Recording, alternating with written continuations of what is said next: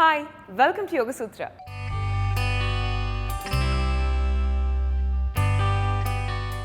ఇవాళ యోగ సూత్రలో కృష్ణ గారు మనందరికీ ఏ ఆసనం పరిచయం చేయబోతున్నారో చూద్దాం.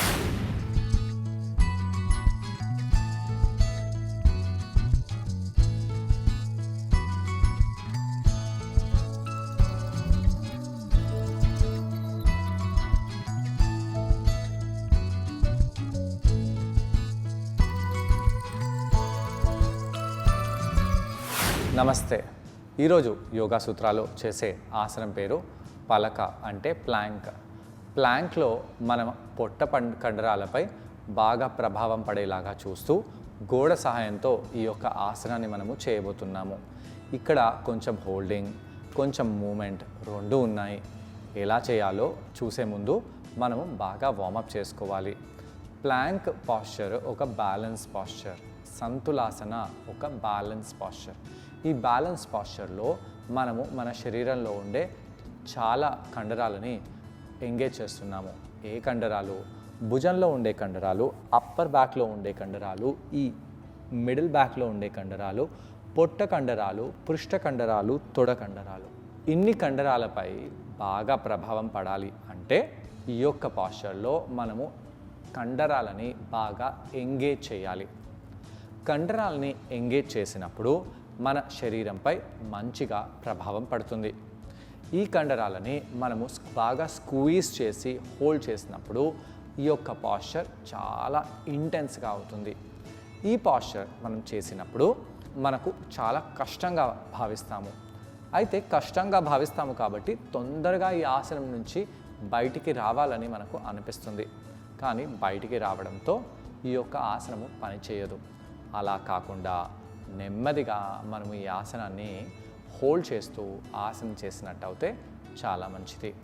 ముందుగా మనము కొద్దిగా వార్మప్ చేసి దాని తర్వాత ఈ ఆసనాన్ని గోడ సహాయంతో ఎలా చేయాలో చూద్దాము.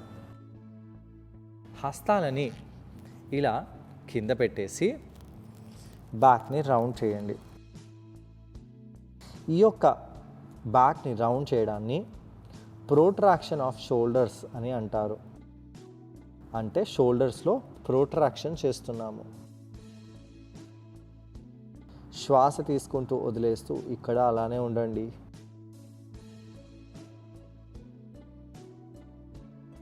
కొంత సమయం పాటు రీట్రాక్షన్ చేయండి.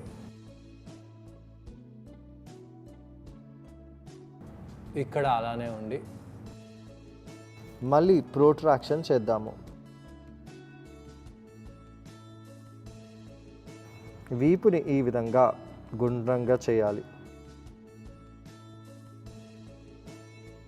చేస్తూ ఎలా అనిపిస్తుందో గమనించండి. తలని కొద్దిగా ముందుకు చేయండి. మళ్ళీ ఆర్చ్ చేద్దాము. బ్యాక్ని రౌండ్ చేయండి.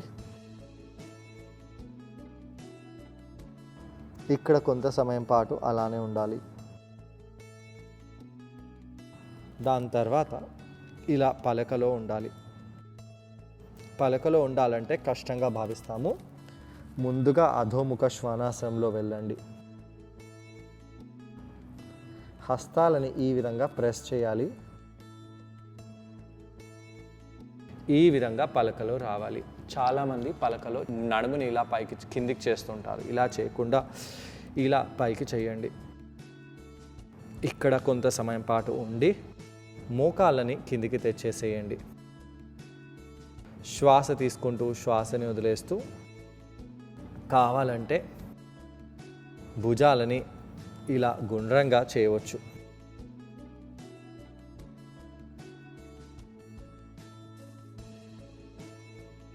రివర్స్గా కూడా భుజాలని తీసుకెళ్దాము.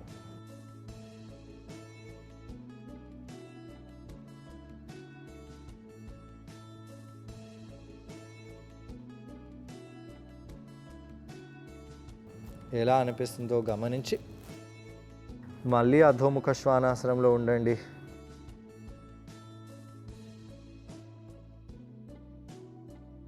పలకలో వెళ్ళండి. ఈ యొక్క భుజ ప్రాంతంలో ఈ యొక్క ప్రాంతంలో తొడలల్లో చాలా ప్రభావం తెలిసి వస్తుంది. ఇదే పలకని మనము గోడ సహాయంతో చేయబోతున్నాము. ఇలా గోడ దగ్గర వెళ్ళండి.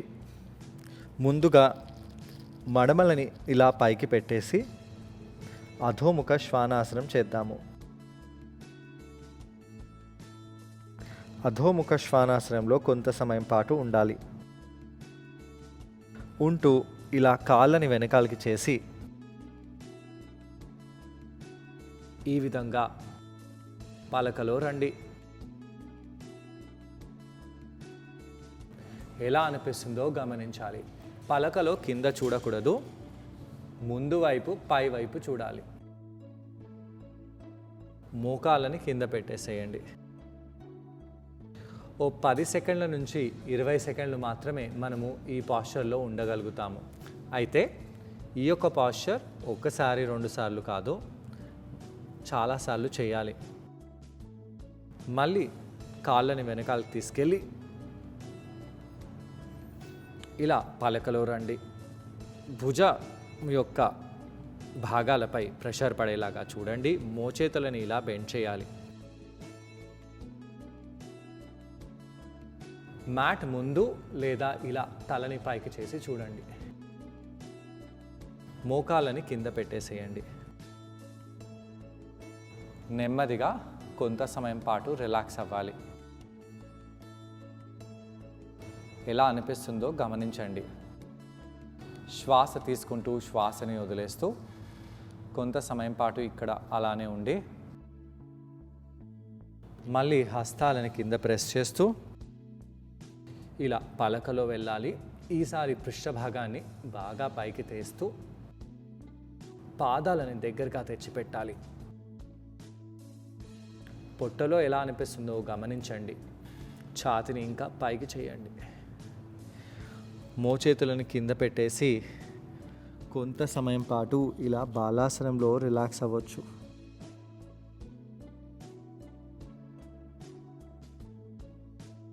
ఈ యొక్క పలక పాస్చర్లో భుజాలపై బాగా ప్రభావం పడుతుంది.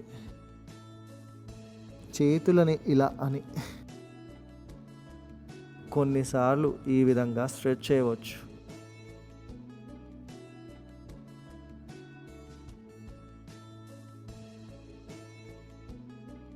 నెమ్మదిగా చేతులని కిందికి తెచ్చేసి పైకి వచ్చేసేయండి. ఇలా కొంత సమయం పాటు రెస్ట్ తీసుకొని ఈ ఆసనాన్ని మళ్ళీ చేయవచ్చు. అయితే ఈసారి నేను హస్తాలని కొద్దిగా వెనకాలకి తెచ్చేసి ఈ ఆసనములో వెళ్తున్నాను. ఇలా వెళ్ళడంతో నా భుజాలు అరిచేతులుని దాటిపోయాయి. పృష్ఠ భాగాలని ఇంకా పైకి అంటూ ఇక్కడ అలానే ఉండండి. ఎలా అనిపిస్తుందో గమనిస్తూ ఉండాలి. తొడ కండరాలని స్క్వీజ్ చేస్తూ పృష్ఠ కండరాలని స్క్వీజ్ చేస్తూ కడుపులో కంపన జరిగేలాగా ఆసనంలో ఉండి మోకాళ్ళని కిందికి తీసుకొని రావచ్చు. శ్వాస తీసుకుంటూ శ్వాసని వదిలేస్తూ కొంత సమయం పాటు ఇక్కడ అలానే ఉండి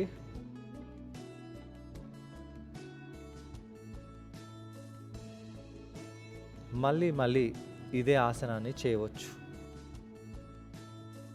ఈ విధంగా ఎప్పుడైతే ఆసనాన్ని చేస్తామో పొట్ట కండరాన్ని బిగించాలి.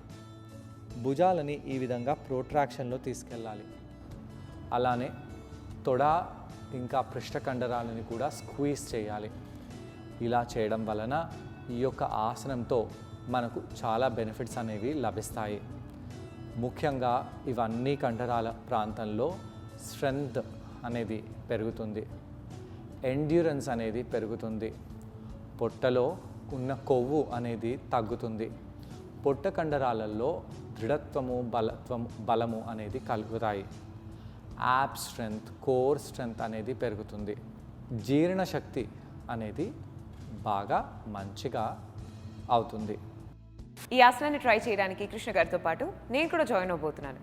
మా ఇద్దరిని చూసి ఈ ఆసనాన్ని మీరు కూడా ట్రై చేయండి. నమస్తే. ఈరోజు యోగా సూత్రాలు చేసే ఆసనం పేరు పలక. పలక అంటే ప్లాంక్. ప్లాంక్లో మనము గోడ సహాయంతో ఈ ప్లాంక్ని చేయబోతున్నాము. ప్లాంక్లో హోల్డ్ చేయబోతున్నాము. ప్లాంక్ పాస్చర్ చాలా ఇంట్రెస్టింగ్ అయిన పాస్చర్. ఇక్కడ ఇంట్రెస్టింగ్ అనేది ఏముంది, ఇక్కడ ఒక్క పాస్చర్ చేయడం వలన షోల్డర్స్, ట్రైసెప్స్, బైసెప్స్, అలానే ఈ యొక్క బ్యాక్లో ఉండే లాట్స్, అలానే నడుము, పొట్ట, వీపు, తొడలు, గుహ భాగము, ఇవన్నీ కండరాలపై ఈ యొక్క పాస్చర్ ప్రభావం చూపిస్తుంది. ఇన్ని కండరాలపై ఒక్క పాస్చర్ ప్రభావం చూపించాలంటే ఆ యొక్క పాస్చర్లో హోల్డ్ చేయాలి. హోల్డ్ చేసి ఆ కండరాలని స్క్వీజ్ చేస్తూ ఆ కండరాలని మనము ఎంగేజ్ చేసేయడం వలన ఈ యొక్క పాస్చర్ ఇన్ని కండరాలపై బాగా పనిచేయగలుగుతుంది. ఈ యొక్క పాస్చర్లో చాలామంది వ్యక్తులు చాలా రకరకాలైన తప్పులు చేస్తూ ఉంటారు. అయితే తప్పులు చేయకుండా ఎప్పుడైతే ఈ పాస్చర్ని మనం బాగా మంచిగా చేయగలుగుతామో ఈ పాస్చర్ మనకి ఎన్నో లాభాలను తెస్తుంది. ఆ లాభాలలో కొన్ని లాభాలు పొట్టలో ఉండే కొవ్వు తగ్గడము, షోల్డర్స్ ఇంకా ఇవన్నీ కండరాలలో స్ట్రెంగ్త్ని పెంచడము, ఎండ్యూరెన్స్ పెరగడము, ఇవన్నీ జరుగుతూ ఉంటాయి. ప్లాంక్ చేయడం వలన మన శరీరము లైట్గా కూడా అవుతుంది. ముందుగా ప్రాణాయామం చేసి దాని తర్వాత ఈ ఆసనం చేద్దాము. ప్రాణాయామం ఎందుకు చేస్తున్నాము? ప్రాణాయామం చేయడం వలన మన శరీరంలో గాలి తత్వం పెరుగుతుంది. అయితే యాక్చువల్గా ఈ పలక పాస్చర్కి కపాలభాతి ప్రాణాయామము, భస్త్రికా ప్రాణాయామము ఉత్తమము. అన్నిటికంటే కపాలభాతి ప్రాణాయామం చాలా ఉత్తమం. కానీ ఇది వేసవి కాలంలో కపాలభాతి చేయకూడదు. దాంతో ఒంట్లో వేడి అనేది ఎక్కువ అవుతుంది. కాబట్టి మనము కూలింగ్ ప్రాణాయామం చేద్దాము. పొట్టని లోపలికి బిగించి నెమ్మదిగా ఎడమ ముఖంతో శ్వాసను తీసుకొని కుడి ముక్కు రంధ్రంతో వదిలేయండి. కుడి ముక్కు రంధ్రంతో శ్వాస తీసుకొని ఎడమ ముక్కు రంధ్రంతో వదిలేయండి. ఇలా మనము ప్రాణాయామం కొన్ని నిమిషాల పాటు చేయాలి.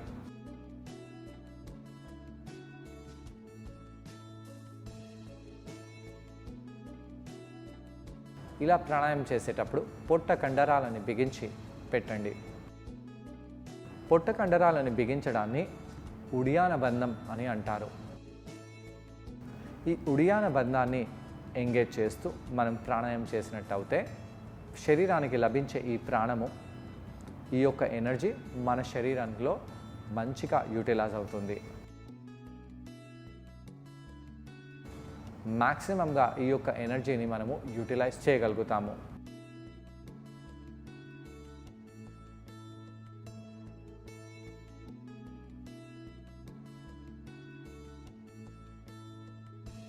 ఇలా కొన్ని నిమిషాల పాటు మీరు ప్రాణాయామం చేసి దాని తర్వాత కళ్ళని మూసివేసి అలానే ఉండండి.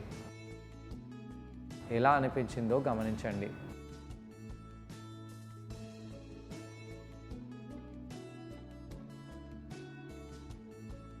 దాని తర్వాత నెమ్మదిగా కళ్ళని తెరవండి. ఇప్పుడు మోకాలపై వెళ్ళిపోదాము. హస్తాలని ఎక్స్పాండ్ చేసి ఇలా చేతులని ప్రెస్ చేయండి. చేతులని ప్రెస్ చేస్తూ ఇన్హేల్ చేస్తూ వీపుని ఆర్చ్ చేసి ఎక్సేల్ చేస్తూ వీపుని రౌండ్ చేయాలి. కొన్నిసార్లు ఇలా వీపుని ఆర్చ్ చేయడము, బ్యాక్ని రౌండ్ చేయడం చేయాలి. అయితే బ్యాక్ని రౌండ్ చేసినప్పుడు కొన్ని సెకండ్లు ఇక్కడ అలానే ఉండండి. ఈ యొక్క బ్యాక్ని రౌండ్ చేయడాన్ని ప్రోట్రాక్షన్ ఆఫ్ షోల్డర్స్ అంటారు. ఈ యొక్క ప్రోట్రాక్షన్ ఆఫ్ షోల్డర్స్ ప్లాంక్లో చాలా అవసరము. ఇలా ప్రోట్రాక్ట్ చేస్తూ భుజాలని ఇంకొంచెం ముందుకు తీసుకొని రండి. ఇక్కడ అలానే ఉండాలి. వీపుని ఆర్చ్ చేస్తూ బ్యాక్ని రౌండ్ చేస్తూ ఉండండి.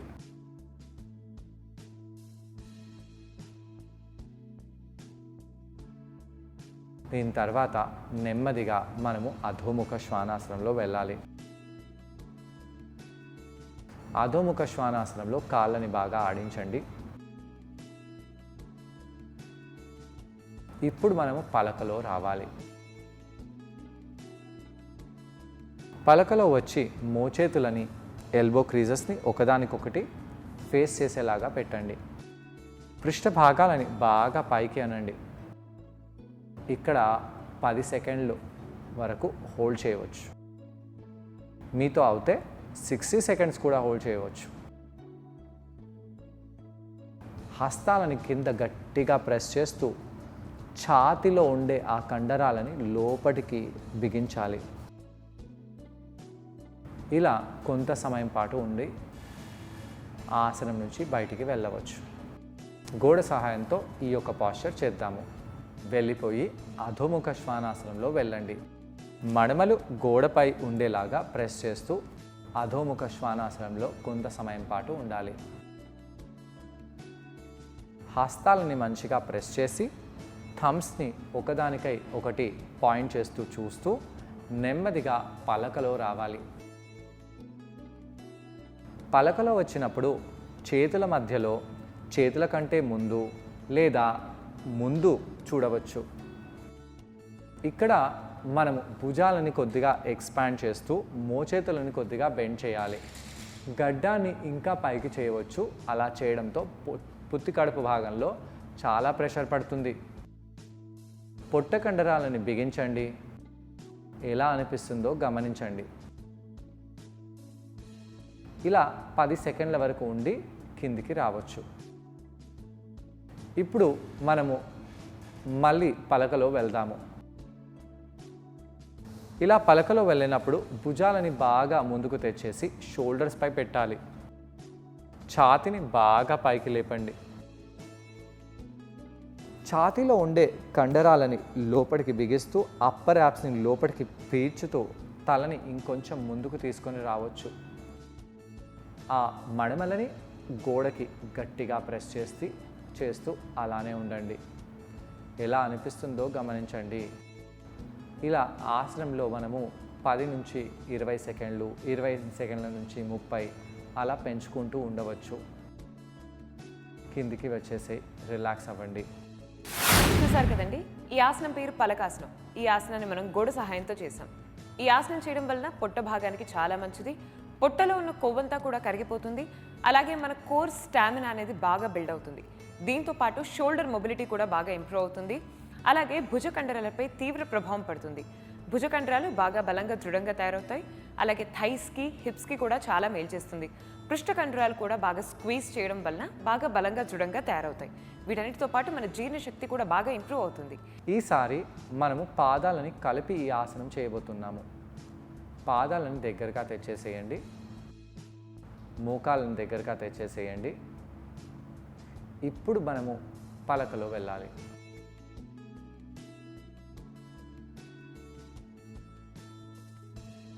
పలకలో వెళ్ళి ఎలా అనిపిస్తుందో గమనించండి. తలని బాగా కిందికి ముందుకు తీసుకొని రండి. పృష్ఠ కండరాలని స్క్వీజ్ చేయాలి. పొట్ట కండరాలని స్క్వీజ్ చేయాలి. తలని ఇంకా పైకి చేయాలి. చేతులని కింద గట్టిగా ప్రెస్ చేయాలి. తొడ కండరాలని గట్టిగా దగ్గరికి స్క్వీజ్ చేస్తూ ఉండాలి. కాళ్ళు చాలా చాలా చాలా యాక్టివ్గా ఉన్నాయి. పాస్చర్ ఎలా అనిపిస్తుందో గమనిస్తూ ఉండండి. దాని తర్వాత మోకాళ్ళని కింద పెట్టేసేయండి. శ్వాస తీసుకుంటూ వదిలేస్తూ కొంత సమయం పాటు రిలాక్స్ అవ్వండి. ఇలా కొంత సమయం పాటు రిలాక్స్ అయిపోయి మనము చైల్డ్స్ పోజ్లో వెళ్ళి రిలాక్స్ అవ్వచ్చు.